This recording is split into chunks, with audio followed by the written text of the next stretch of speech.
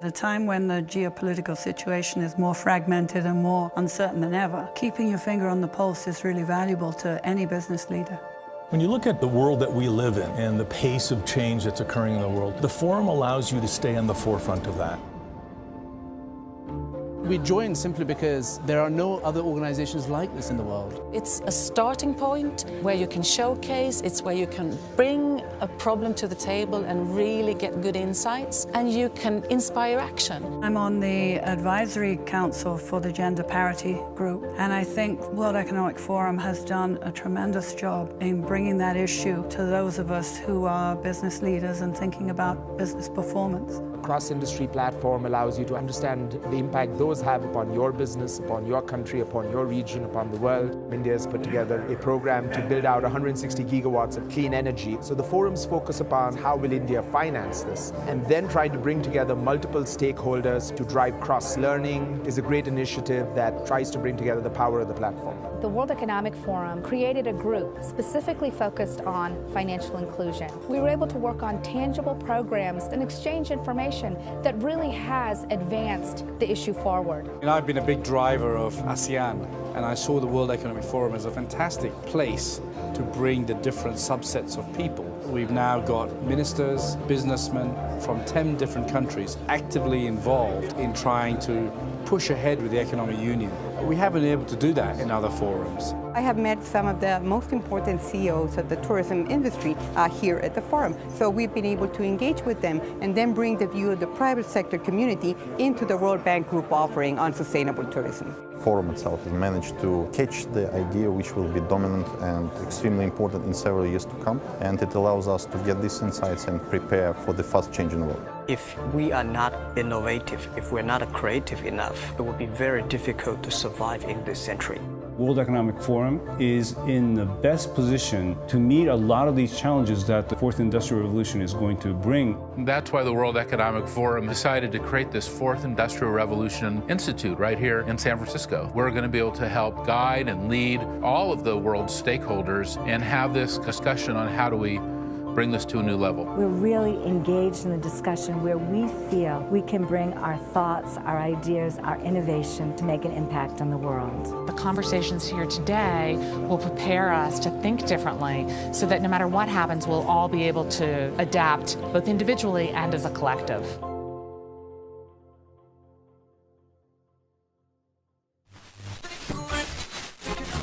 When the only constant in life is change, you need to be ready.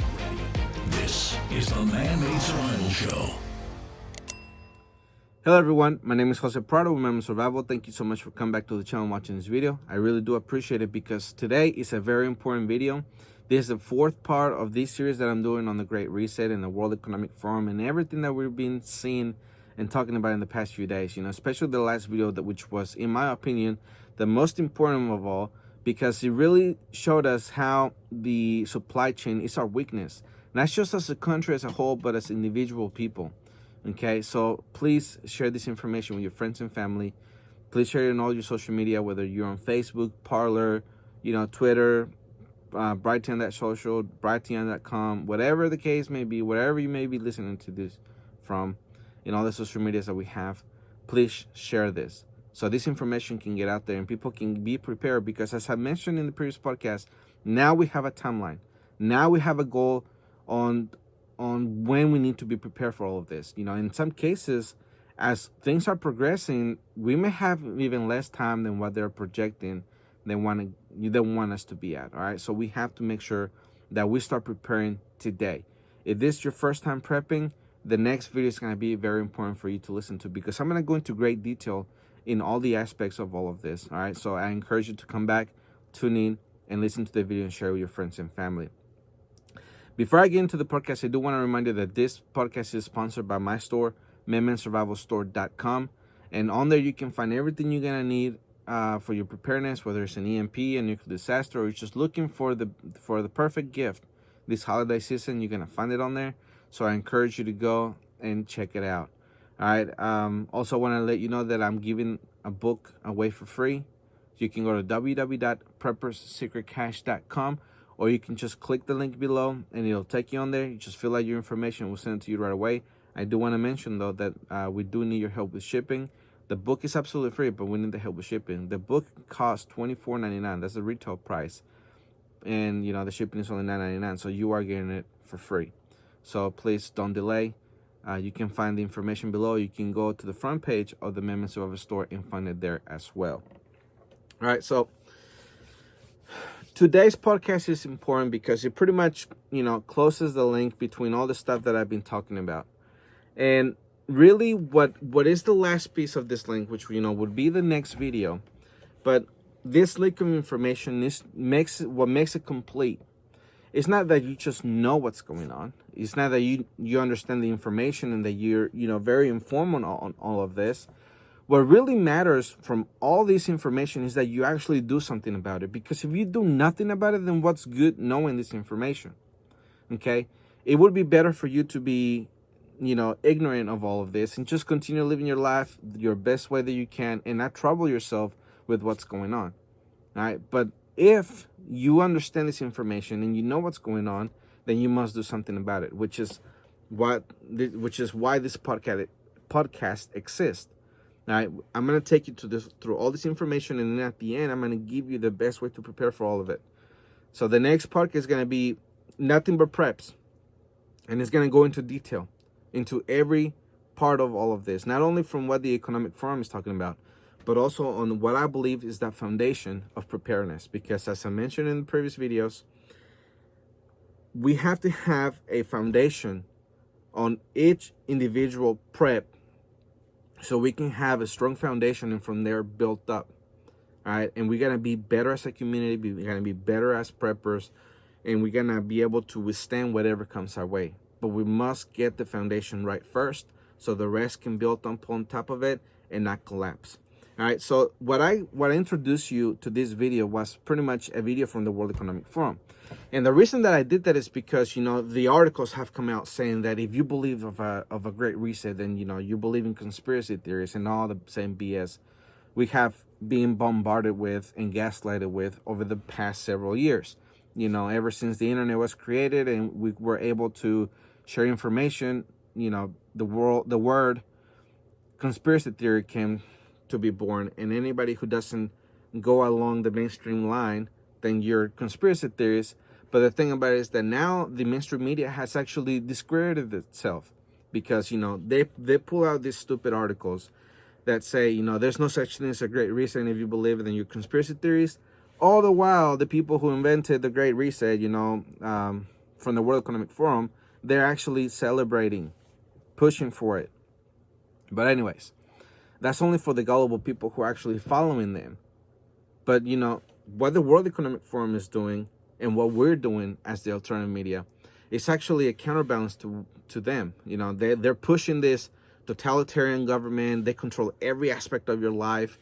And what we're doing is we're counting against that, letting people know what's going on so there can be that balance of power. You know, and the people who are oblivious in the middle, they're actually living a better life thanks to us. Because we're doing this work, we're sharing this information, and we're doing something about it.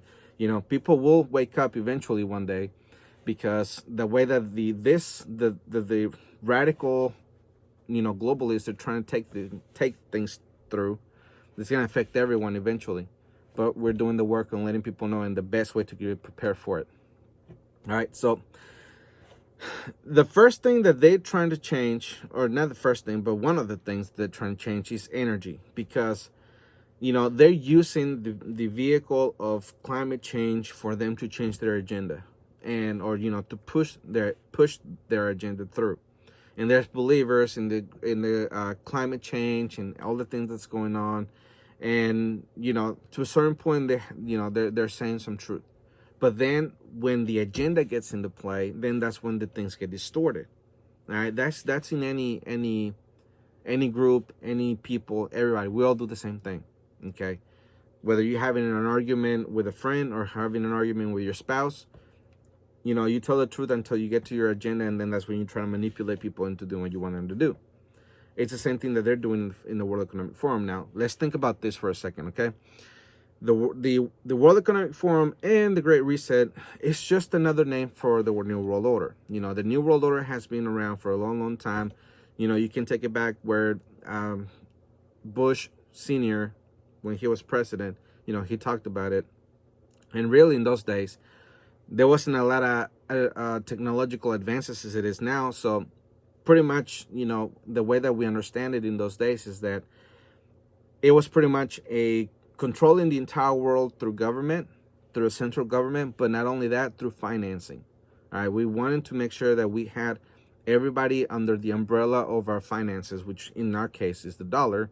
You know, for us, it's a great place to be because that's what made the American people great, was made this nation great. Other people around the world, they had to bow down to the dollar. You know, that's how it pretty much went for many, many years. Now, the World Economic Forum and this new platform that they're building with the Great Reset, they're pretty much saying that in the next 10 years, by 2030, the United States is not going to be, you know, the leading superpower. It's pretty much going to be governed by 10 different countries. So, you know, we can get into Bible prophecy and all that, but the point is that they are projecting those changes in the next 10 years, which of course is going to change your life. Now, with the technology that we have now, is that they're not only trying to control the world with the finances, you know, or through the financial systems, through the banks and everything like that, and have a centralized government, but now that we have all these advances in medicine, we have these advances in you know, in the food and everything like that, in energy and all these things. Now they're trying to not only control you through government, through a centralized government, they're also doing it through all these other aspects of your life, because all this is how you live your life. You know, education, medicine, energy, food, finances, all those are aspects of things that you do every single day. You eat every day, you use energy every day, you use your wallet every day. You know, you use all these services every single day, but now they're trying to manipulate you into going into the direction that they want to do. Now, as I mentioned to you in the past, they would have a greater outcome if they were not pushing people into this thing. So they were not forcing people into this by means of, you know, demonizing people, into taxing you into oblivion, into all these other sorts of things that they're forcing people to get angry. They would have a better outcome if they would just make it volunteer. You know, some of the technological advances that they're doing, they're actually pretty great. You know, they're actually pretty cool. When you actually look at them and you understand what the technology is and the way that it's going, you say, well, dang, you know, I wish I had that stuff today.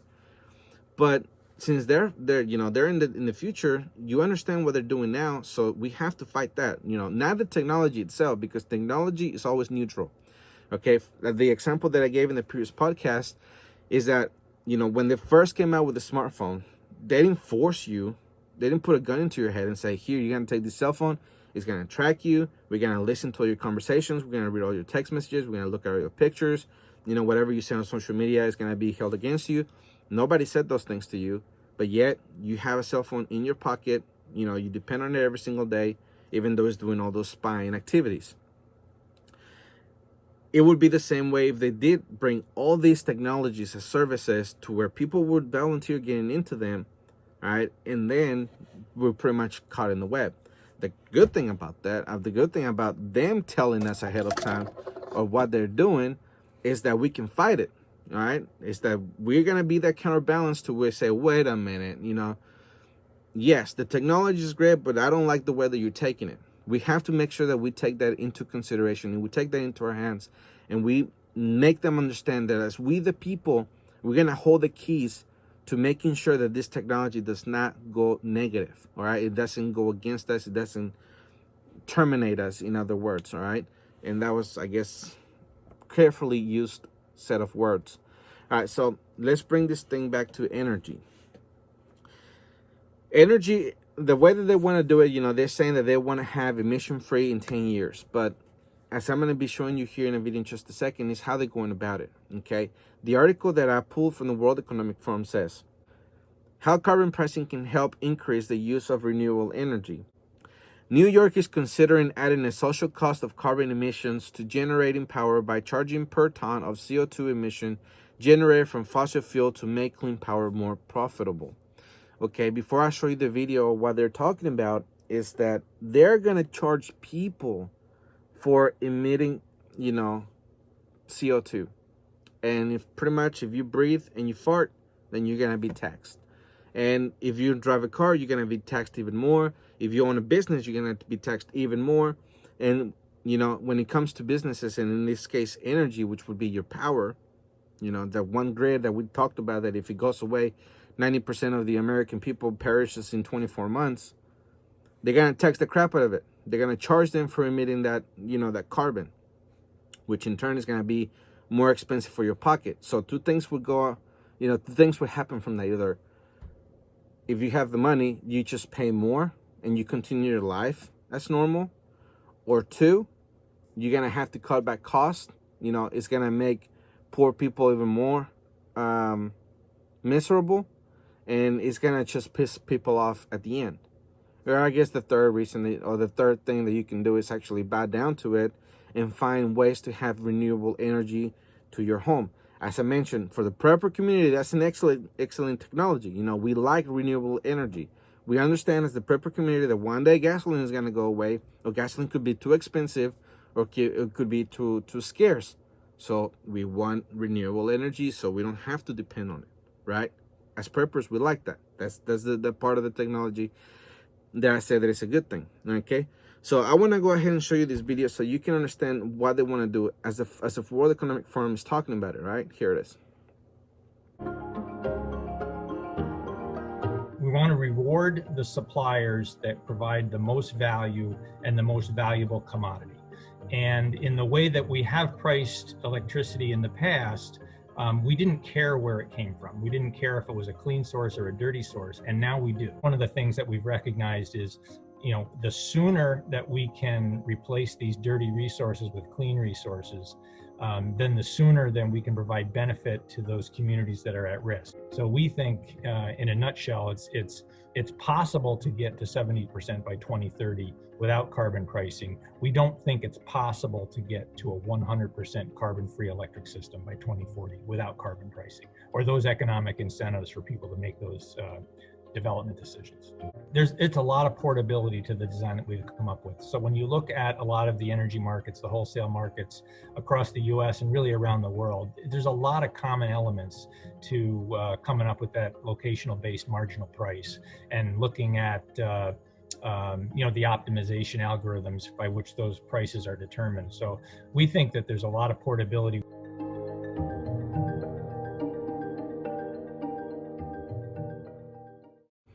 All right, so you heard them. All right, they said that they want to have at least 70% of carbon-free energy by 2030, or 100% and, you know, clean energy by 2040. But anywhere between now, from the next 20 years, they're going to charge extra in New York for your power.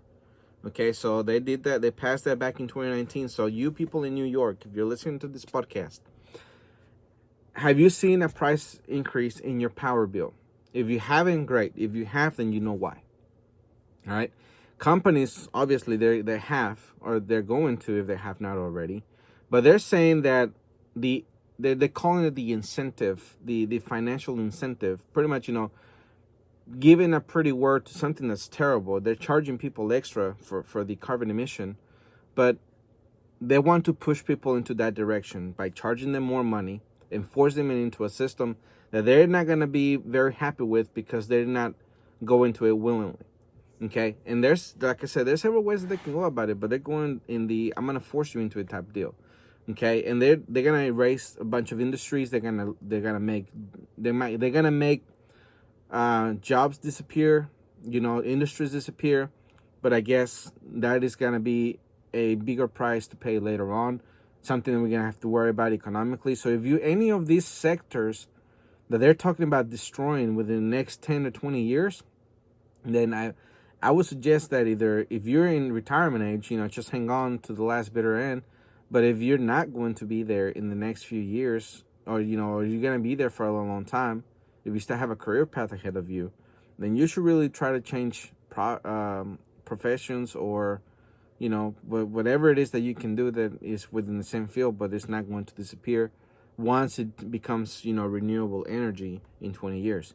But anyways, I want to show you a video, because even though they're talking about, you know, charging people for more for their cars, charging people for you know, for the power that they use for charging people for all these things, all these taxes they want to do.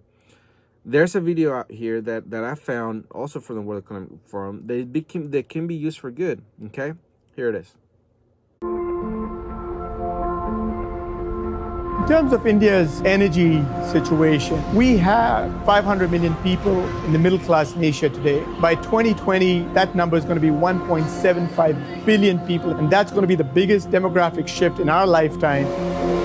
It's a challenge not only for industry, it's a challenge for regulators, it's a challenge for all of us. How do you balance the critical aspects, which is supply, generation, efficiency, sustainability?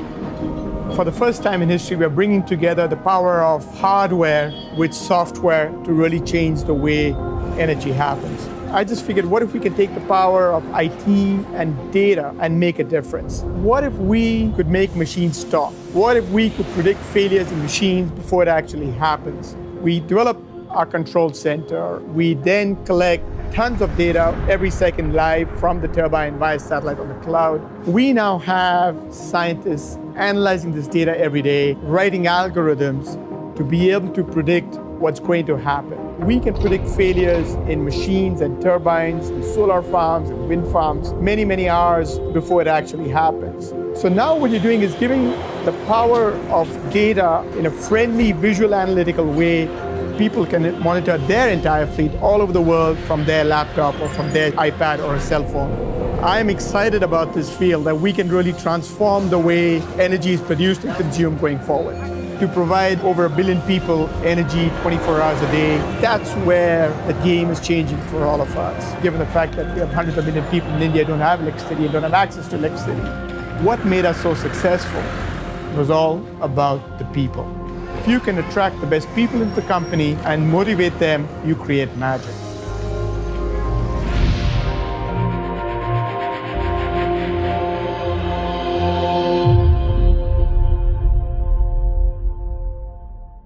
All right, so this video is from 2017, you know, and now it's 2020.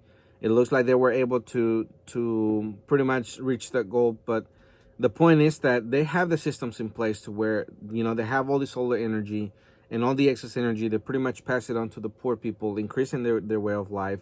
Those things are good. They are not bad, okay? Not compared to the previous video that I showed you, where back in the United States, you know, they're forcing people into the system. They're penalizing them. They're, you know, taxing them and doing all these things that they're trying to do here in the next 20 years. So you have to look out for that, you know. Either you save more money, you know, obtaining a system where you can have solar panels at home, which is something we're going to be talking about next video. You know, there's different things that you can do to lower the cost of your power. And that's going to release some dollars.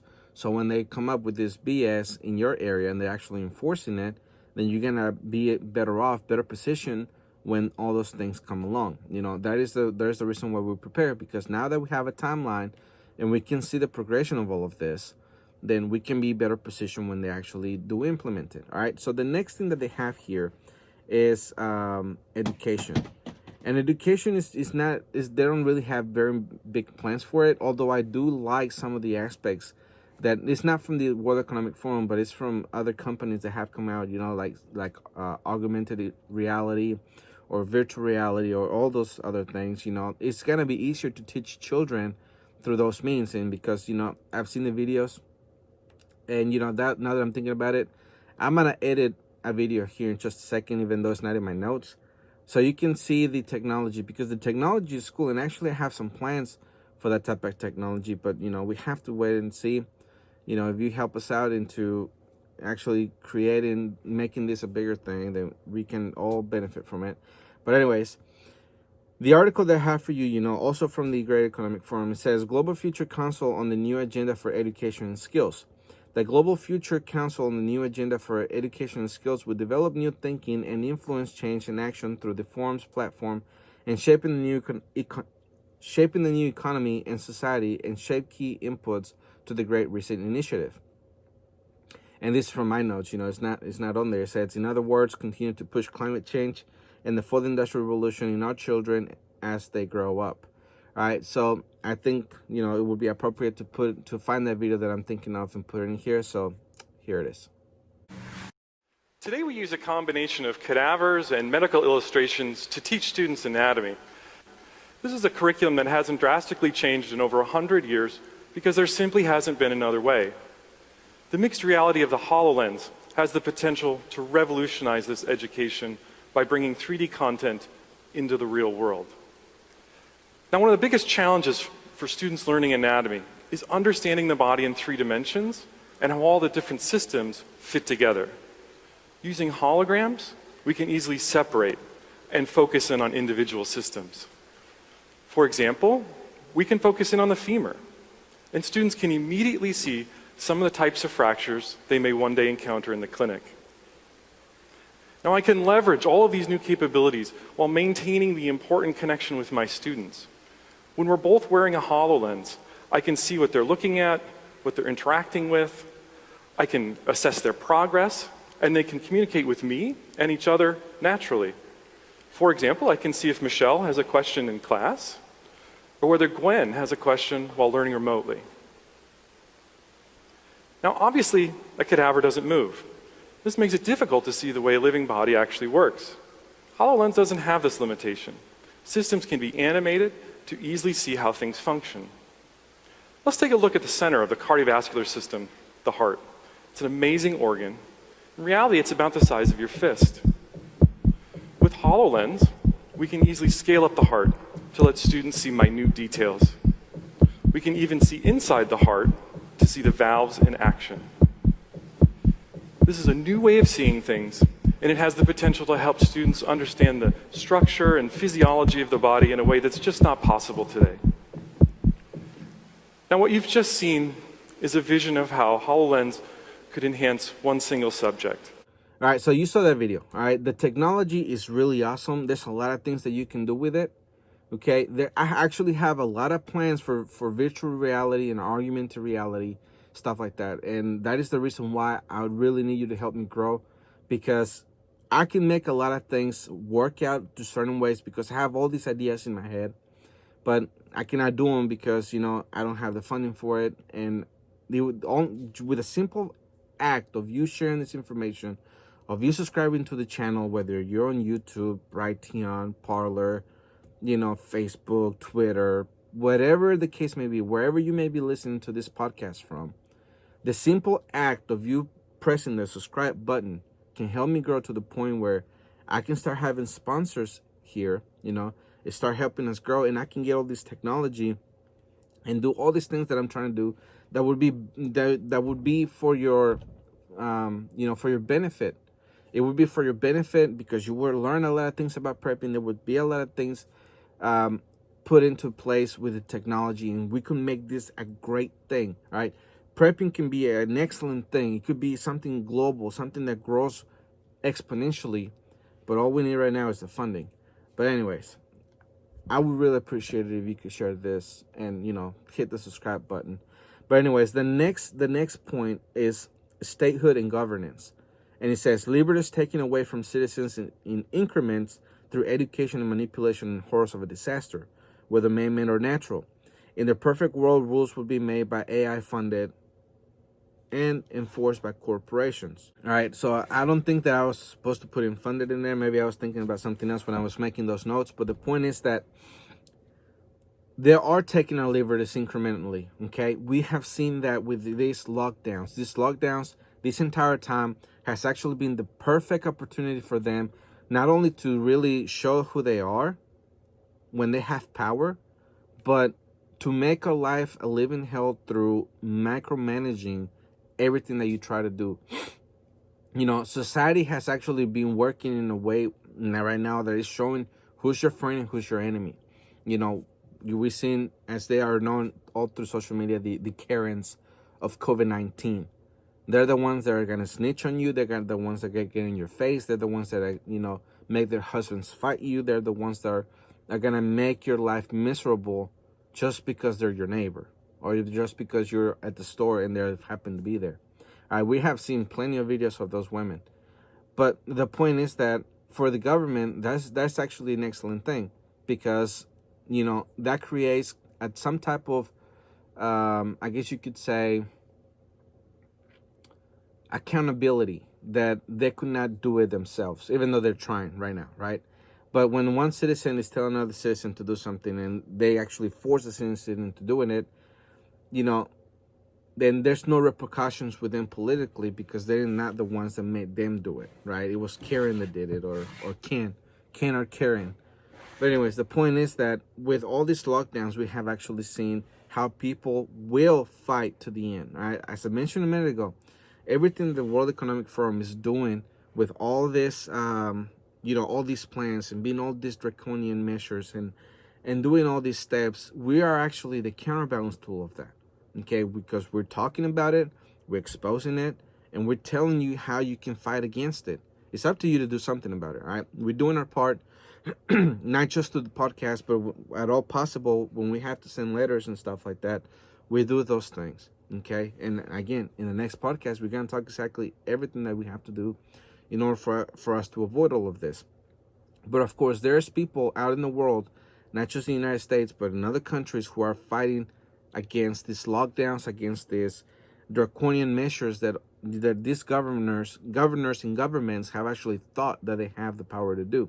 All right, so I'm going to give you several headlines that is pretty much going to give you the tone of what I'm talking about, okay? Because this is the end result. They're going to try to have to make several things happen in order for them to force people into it. The first one is COVID. 9 arrested at anti-lockdown protests in Basildon. That's from BBC.com. Anti-lockdown protest march in Erie County executive's home. That's from BuffaloNews.com. Anti-lockdown protest rally outside Minnesota governor's home. That's for Cron4.com. German police use water cannon on anti-lock protesters. That's from FT.com. Latest coronavirus lockdown sparked protests across Europe. That's from TheGuardian.com. And then I have this last one that I want to share with you. Be ready. Inside the far-right American militia networks arming themselves for civil war as Joe Biden becomes president. And that's from TheSun.com. All right, so I want to go back first to the lockdown because I do really want to talk about that last one that I gave you. People are really angry, all right? And as I'm talking about this, you're going to see the videos of people protesting, not just in the United States, but all across the world. People are really fighting this because they really do believe that the government is overstepping their boundaries, not just because of COVID, not because of the lockdowns, but also because of the economic repercussions that all this is having in the American people and the people all across the world. As I mentioned, doesn't really matter what you think you're going to spend the apocalypse in. Something is happening worldwide already. All right. For example, the economic devastation, that is not just in the United States, that is global. The businesses that were closed in the United States and they are not coming back is the same thing that is happening to different places in Europe, in Barcelona, in France, in Italy, in other places. All this is happening to them, all right, especially in the UK. All these things is happening to them. They're also going into lockdown. They're also being told to put masks on. They are also being controlled. People do not like being controlled, especially when they have tasted the sweet taste of freedom, okay? That is why I am a very big advocate of the American way, of the American flag, of the American system. Because I come from a place that they did not have those liberties. And now that I know what these liberties are, I want to make sure that I protect them so my kids and my grandkids can have a future in this great America. Whether it goes through an economic collapse or not, the United States of America will still be here, God willing. The point is that if we do not do anything about it, then we will suffer the consequences. And I don't want my children to suffer the consequences. And I hope you don't want your children to suffer the consequences as well. So that's why I encourage you to do something about all of this. Not just know the information, but also do something about it. All right, so the last thing that I want to show you, all right, is what I've been warning for several months, all right? And pretty much my prediction seems to be going to that direction, all right? With the last headline that I showed you, I'm going to show it to you again. Be ready. Inside the far-right American militia networks arming themselves for civil war as Joe Biden becomes president. That's from TheSun.com. All right, of course, we can see the propaganda in that headline, but the point is that I did say that two things could happen. One, if Joe Biden did get into the presidency, okay, then he could do all these executive orders banning guns and everything like that, which would force the American people to go into a civil war with the government. And of course, the president, which in that case would be Biden, will have the backing of the military. And that would be a very bloody civil war. The same thing I said about, Trump staying in the White House. If Trump does win through all these series of lawsuits and everything that has been shared here in the past few weeks about the election and everything like that, if Trump does become does stay as the president of the United States, then the left could rise up and there could be war. Okay? I have a clip from you from the Alex Jones show. And I got this actually at Zero Hedge, and I'm going to give you the headline for it. It's militia leader tells Alex Jones he has armed men stationed around D.C. Metro. And as I mentioned, that's from Zero Hedge, all right? I want to give you that clip. Here's that video. That's right. And then he needs to invoke the Insurrection Act and use the military. And in the past, have been opposed to using the military domestically for this purpose. He needs to use the military, like I said, because we were worried about globalists using the military against us, which is going to happen. This is globalist overthrowing our government. We better have the military stop the globalist. Well, have them at least do this. Have them go and secure the data and secure the facilities and suppress the deep state who are inside. No, you're right. They're so scared this former special operations commander has been hired for just this mission. I think they're listening to you, Stuart. I think this is happening. Well, I think it's not just myself in saying this, but I think it definitely didn't hurt. So, but I'm glad to see it happening, and we're there to support it. So what we're doing is we have men already stationed outside D.C. as a nuclear option in case they attempt to remove the president illegally. We will step in and stop it. And we're going to be there to also help secure the coming rally this Saturday and your caravan coming in. So I've got good men on the ground already. We've been did a leaders recon there last week, and we're sorting out where we're going to be staging. And we'll be there. We'll be inside D.C. We'll also be on the outside of D.C. armed, prepared to go in if the president calls us out. Stuart, can you not feel history happening right now? I mean, it's happening right now. It is, and we all need to realize that we're Americans. We're born in this country at this time for this purpose. We need to let go of the fear, All right, so all of that was from the protest, about not stealing the election and all of that. But he did say, it came out of his mouth, that he has people around the D.C. area ready for the nuclear option that would be that if Donald Trump is removed illegally, that they will go in and pretty much try to save him, all right? That could potentially spark a civil war, because what would happen, all right, if these oath keepers that go against, which would be the Marines. And I know that right now there's a lot of moves about the Marines and the Special Forces not being under the direction of the Joint Chiefs of Staff. But what I'm saying is that whichever group it is in the military that comes in, well, most commonly known to be the Navy, or the Navy SEALs, excuse me, if they do come in and try to drag Trump out and then war breaks out between them two, what would happen to the country? All right? All of this would actually, I believe, would trigger what the dark winter is. Because let's not forget that the dark winter, what it really is, okay, it's the collapse of the entire system, right? Some people watch that video and they think it's about the flu virus going from one place to another. But no, that's not what the dark winter is. That's just what started the collapse.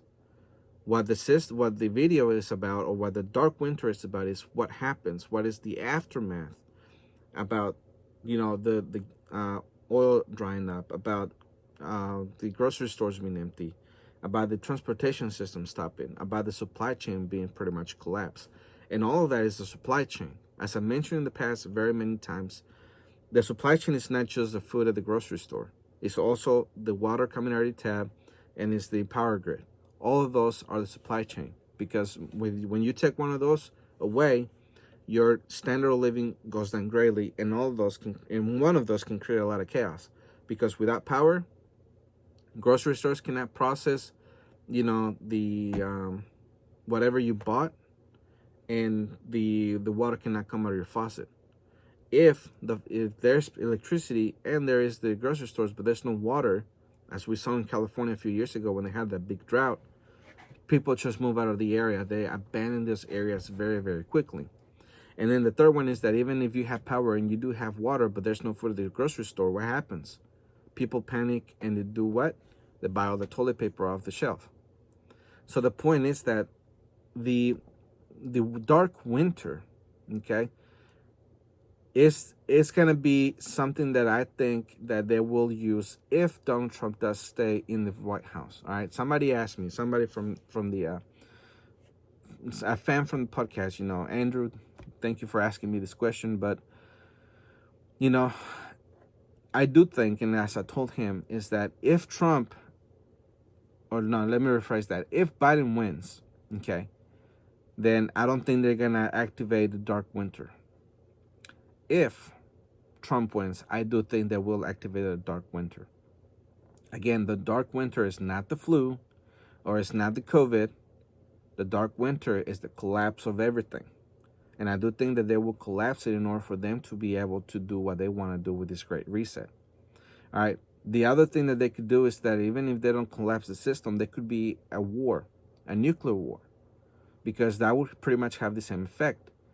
All right, let's say that the United States is the only country standing in the way for them to be able to do everything because, we have our liberties, we hold on to our guns, and we're not going to let any foreign country come in here without a fight. But if they do an EMP over us, and then they let us, kill each other in the next 24 months, and then just come in and they fight against a very depleted force, then they're going to be successful. But it doesn't have to be that way. There's a lot of things that we can do, especially in the next 5 to 10 years, to prepare a big amount of people to be self-reliant, self-sufficient, to the point that they cannot do anything about a very strong, population. I do think, and I do believe that the key to all of this is to have a population who has a culture of preparedness. Again, centered in having a strong foundation, or centered on having a strong foundation. All right, so the point is that it can be done and it should be done, but we need your help for us to be able to do that. Again, I have many plans.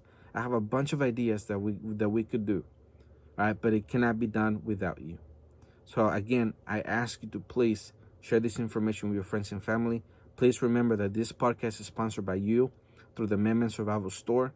You can go to amendmentsurvivalstore.com and you can find everything you need in there for your preps, and that actually helps us to continue this podcast, bringing you all this information, because let's face it, what other podcast that you listen to actually gives you the information and gives you the answers to what you're looking for, how to prepare for all of this, right? I don't know of any, but if you know, let me know. All right, so again, my name is Jose Prado, and remember, always ready. The Man-Made Survival Show.